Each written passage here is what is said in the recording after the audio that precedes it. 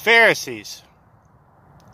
Pharisees are people who have always been around. In the Bible, they talk about the Pharisees and the scribes. Pharisees asked Jesus what the most important commandment was. He said to love God, to treat your people as yourself, treat everyone as you would want to be treated.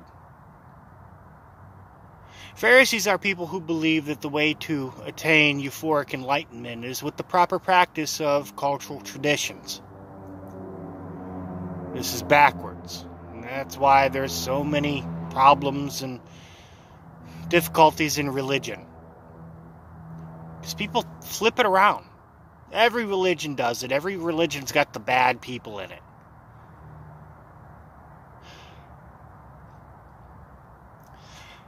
Cultural traditions are like the sprinkles on top of a hot fudge sundae.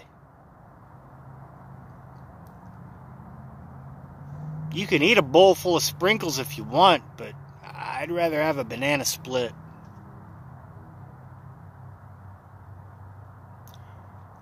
Ain't nothing wrong with cultural traditions. Christmas trees are great. Yeah, they say it comes from some kind of pagan ritual somewhere, this and that and the other. It's an American tradition. Our troops fought, so we could have a Christmas tree. I mean, but the Pharisees will pick it apart and say, oh, it's this and that and that and this, and it's not, man. It's what we do. It's okay. And it's okay.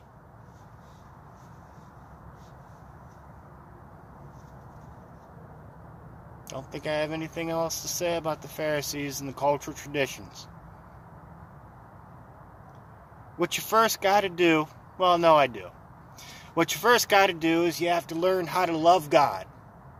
And then you got to learn how to treat your neighbor as yourself. Treat people as you would want to be treated. And then if you're doing that, the other things are nice to do. Now, the Jews don't eat shellfish. Ironically, after I finished reading the Bible, the New Testament, after probably the 20th time, somewhere around there, the sight of shellfish, shrimp, lobster, started making me nauseous.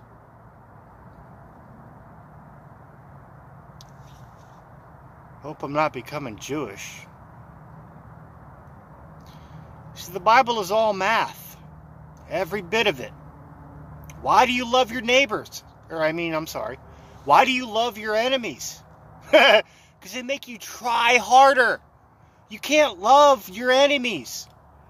But you love their existence in your life because they make you try harder.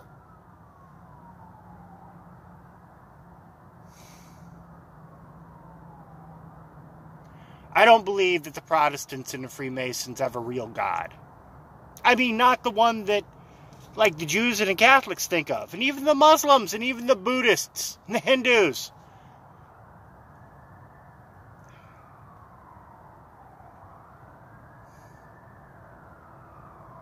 They created a God. And they worship the creature instead of the creator. Of course there are good Protestants. Of course there are good Freemasons. But it's a tainted ideology, I guess.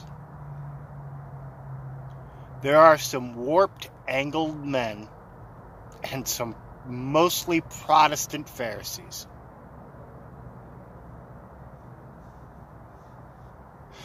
People will sometimes say, well, is God real? And where is God? I don't know where God is. I think he's everywhere. I think he's everything.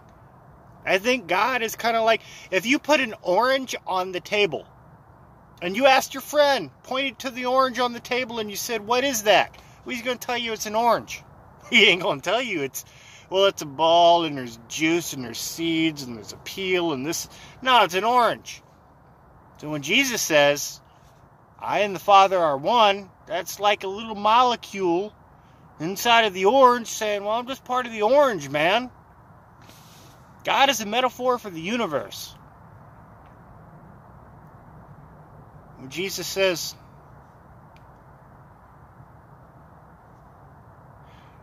you know what? The Pharisees are going to pick this apart.